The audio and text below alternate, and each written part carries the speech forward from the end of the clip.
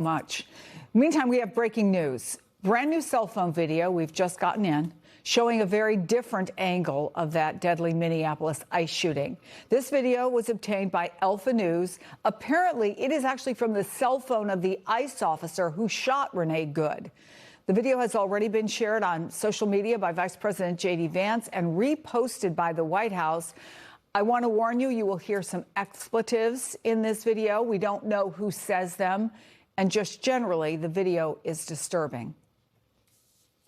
That's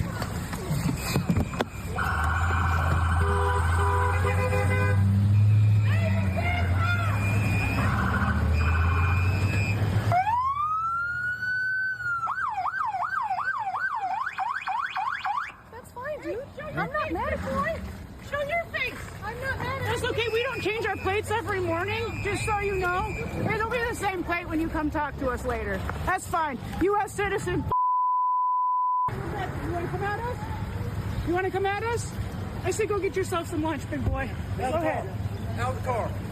Get out of the car. Get out of the car. Whoa!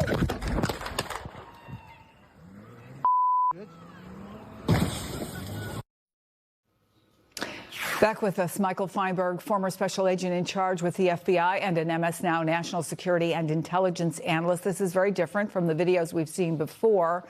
What do you see from an investigative standpoint?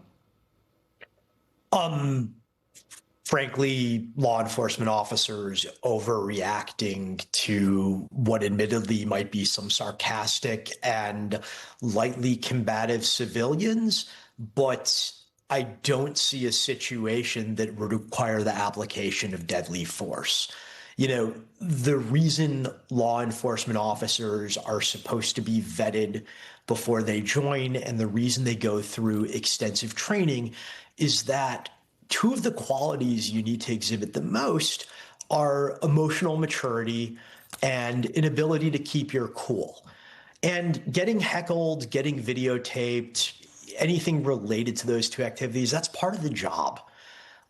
Somebody filming you on a cell phone and giving you sass is not a threat to your life. It's not even a threat to your safety. It's a minor annoyance at best. And I'm also really curious, why on earth is a law enforcement officer filming an interaction with a civilian on his cell phone? They're not influencers. They're not social media posters. If you're there to do a job as an agent of the federal government, do the job. You don't need to be making content in the midst of it. I don't want to make any presumptions, and I have not seen the posts that were made by J.D. Vance or by the White House, but I'm presuming they believe that this may support their argument that there was a reasonable belief, a justifiable belief on the part of the ICE officer that he was in danger. Do you see that? No, I don't. And look, J.D. Vance was admittedly in the military, but he was in civil affairs. I don't know that he has any familiarity whatsoever with law enforcement procedures. And as far as I know, prior to becoming president, Donald Trump actively avoided all forms of public service whatsoever. So I'm quite sure he doesn't understand what goes into a law enforcement tactical decision. These are people who, not just reasons for propriety, but also for reasons of ignorance, really should not be commenting on any of this until there is a thorough, objective investigation. Brandy, let me bring you back in. And I just wonder, as someone who has looked at some of this kind of investigative material before, if there's anything you see that's different from what we've seen in videos before, something that stands out to you, Brandy. Well, one thing that stands out to me is the question that was just brought up: why is this person filming? And Ross did testify in December at during the trial in December that they do not wear cameras on their body. They do not wear body cam, and they do not have dashboard cams as well. Not saying that has anything to do, but they don't have cameras. So his cell phone would have possibly been the only camera he had. You know, I've seen a lot of these videos from every angle now, and I'm looking at J.D. Vance's tweet, and he says, you know, that many of you say that the officer wasn't hit by a car, wasn't being harassed. And I still don't see him being hit by a car or I think the woman said, like, I'm not mad at you. They seem to be, generally sparring with him, which we see in these videos a lot. That's correct. This is part of the tactic of these ICE watchers to goad sometimes and to execute or to enjoy their rights as citizens to film and be on public streets and stuff like that. I think what is very clear to me is that no matter what videos come out, is that both sides have made up their mind with a narrative. One side seems a lot more supported by the facts to me.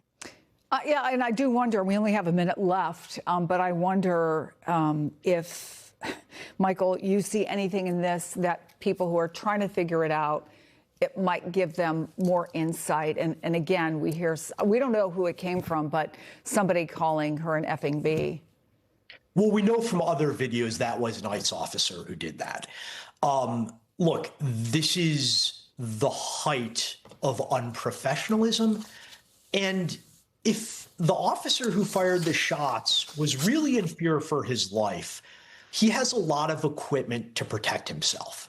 But you generally want your hands free to be able to access that equipment.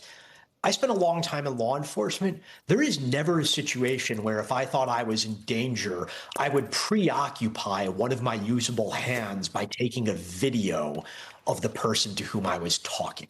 You want your hands free to respond to the situation. This is like, I'm sorry, but that excuse is asinine. Michael Feinberg, Brandy Zadrozny, thank you so much. And that's going to do it for us this hour. Our coverage continues with Katie Tur reports next.